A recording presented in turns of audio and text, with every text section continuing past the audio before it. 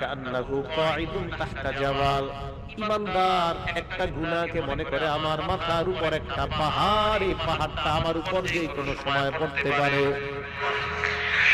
ঈমানদার মনে করে একটা পাহাড় আমার উপর, এই পাহাড়টা আমার উপর পড়তে পারে। এই হাদিস দ্বারা বোঝা যায় ঈমানদার যখন কোনো গুনাহ করতে যায়, করার সময় তার মনের মধ্যে এই জিনিসটা আসবে, সর্বনাশ, আমার উপর একটা পাহাড়, এই পাহাড় আমার উপর পড়তে পারে। বলেন তো পাহাড় পড়লে মানুষ বাঁচে না মরে?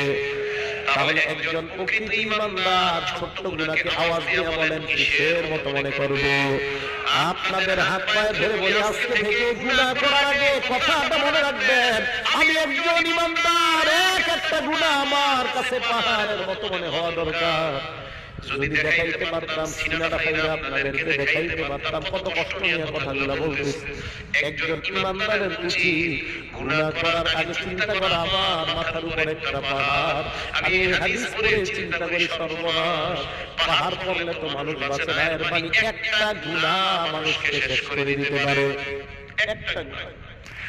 এবার নবী বলেন ওয়া ইন্নাল ফাজিরা, পাপাচার বান্দা যুনুবাহু কাযুবাব মাররা আলা আনফিহি।